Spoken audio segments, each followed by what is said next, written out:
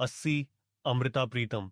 इस नाम से तो हर पंजाबी जुद्धा हुआ है, और शायद ही कोई ऐसा होगा जिसने उनकी कविताओं को महसूस ना किया हो। वो कुदरत ने हमें एक ऐसा हीरा दिया जिसे शायद तब के वक्त ने पूरी तरह से समझा भी नहीं। उन्होंने न सिर्फ पंजाबी साहित्य को नया आयाम दिया, बल्कि उन मुद्दों को भी उठाया जिन पर बोलने की हिम्मत कम ही लोग करते थे। अमृता जी का जन्म 1919 में हुआ, लाहौर में। सोचिए, वो दौर जब समाज में औरतों से ज्यादा उम्मीदें नहीं की जाती थीं। हालांकि उन्होंने अपनी जगह बनाई। वो एक बागी थीं। समाज के नियम उनके लिए एक बेढ़ी बन नहीं सके। उनकी कविताएं सिर्फ रोमांस या दर्द नहीं, बल्कि आजादी, नारीवाद और इंसानी अधिकारों की बात करती थीं। एक औरत होकर वो अपनी जीवन की कहानियों और अनुभवों को ऐसा उभारा करती कि हर एक शब्द लोगों के दिल तक पहुंचता। ये आसान नहीं था, क्योंकि तब का वक्त मर्द प्रधान था और औरतों की आवाज को दबाया जाता था। और हाँ, ये सब सिर्फ उनके जीवन की कहानी नहीं, बल्कि ये उस वक्त के भारत की कहानी है।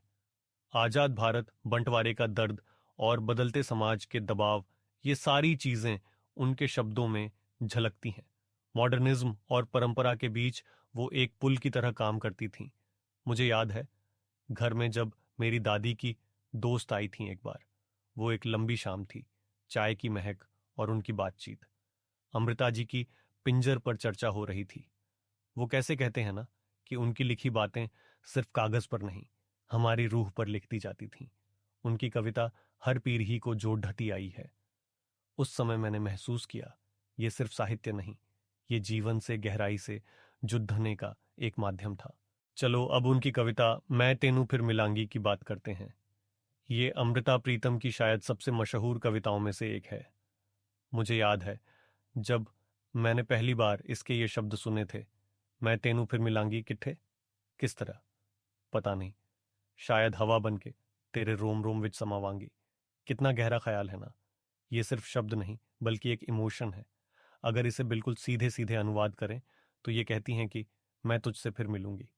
कहाँ, कैसे, पता नहीं, शायद हवा बनकर तेरे रोम रोम में बस जाऊंगी। लेकिन इसे सिर्फ इतना समझना सही नहीं है। ये शब्द एक वादा है, एक भरोसा है।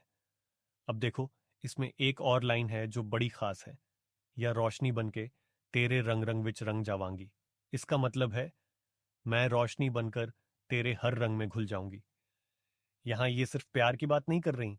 वो कहती हैं कि अगर मैं कहीं नहीं हूं भी, तब भी मैं हर चीज में कुछ ना कुछ बनकर तुझसे जुड़ी रहूंगी। कविता का जो लहजा है वो बहुत आध्यात्मिक है। इसमें शरीर की सीमाओं से परे जाने की बात होती है। अमृता की ये लाइनें जिंदगी और मौत के परे एक ऐसा रिश्ता दिखाती हैं जो कभी खत्म नहीं होता। और ये सोच कि कोई इंसान रोशनी या हवा बनकर भी अपने प्यार को महसूस करा सकता है, कितना यूनिक है ना। एक और बात, जब वो कहती हैं मैं तेनू फिर मिलांगी, तो ये एक किस्म का भरोसा है, या यूं कहो कि प्यार का यकीन।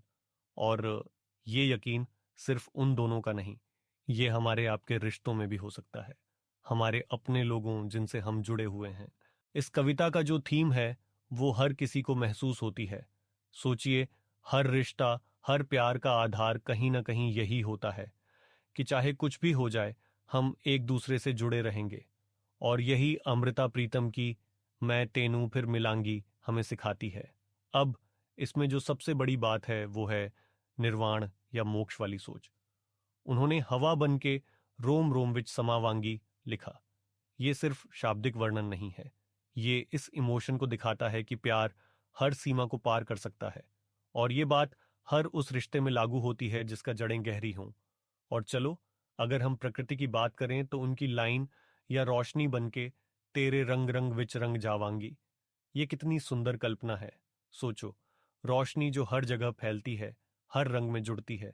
इसलिए ये सिर्फ एक इंसान का वादा नहीं है, ये एक ऐसी भावना है जो हर चीज में समा सकती है। ये प्यार, ये चाहत जो हर स्वरूप में बदल सकती है।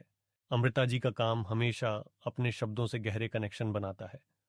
उन्होंने अपने विचारों को नदी, बादल, रोशनी जैसे नेचुरल इमेजरी से जोड़ा। ये प्रतीक बस दिखाई देने के लिए नहीं है, ये कह रहे हैं कि जिंदगी कितनी भी बदल जाए, समय कितनी भी दूर ले जाए, इस टूटे हुए रिश्ते का एहसास हमेशा जिंदा रहेगा। अब इसमें जो लॉन्गिंग है, या यूं कहो कि जुदाई का दर्द, उसे इतनी बेमिसाल तरीके से लिखा गया है कि आप इसे खुद महसूस करने लगते हो। और क्या ये अजीब नहीं लगता कि कोई दर्द भी इतना खूबसूरत हो सकता है? शायद यही तो असली साहित्य का कमाल है। अमृता जी की कविता मैं तेनू फिर मिलांगी उनके जीवन का आईना लगती है। सोचिए उनकी अपनी कहानी, वो समाज से लड्ढाई, वो हर दायरे से बाहर जाने की सोच।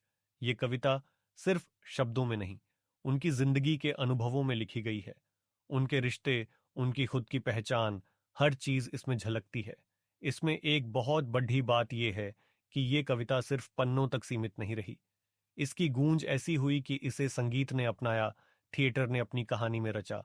ये जिस भी रूप में ढली, हमेशा एक नई गहराई लेकर आई। कोई इसे गा रहा था तो कोई इसे मंच पर जी रहा था, और हर बार ये लोगों के दिलों तक उसी शिद्दत से पहुंची। अब सोचो, जब पहली बार इस कविता को म्यूजिक में ढाला गया तो वो लय, वो सुर, वो इसे पूरी तरह से नया एहसास दे गए। और जब थिएटर में इसके संवाद गूंजे, ऐसा लगा जैसे कविता को सांसें मिल गई हों। ये सांस्कृतिक धरोहर बन गई है। और एक दिलचस्प बात, इसकी जो मल्टी लेयर ऑडियंस है वो कमाल की है। अंग्रेजी बोलने वाले इसे ट्रांसलेट करके अपनाते हैं, पंजाबी वाले इसे सुन के जुड़ते हैं, और हर एक को इसका दर्द, इसका प्यार अपने तरीके से समझ में आता है। ये कविता उन सीमाओं को भी पार कर गई है जो भाषा, धर्म और समाज ने खड़ी की है। चलो, मैं एक लाइन फिर से पढ़ता हूं। शायद रोशनी बनके तेरे रंग रंग विच रंग जावांगी। इसे महसूस करो। इसमें सिर्फ आखिरी विदाई नहीं, बल्कि एक वादा है कि ये रिश्ता हमेशा रहेगा।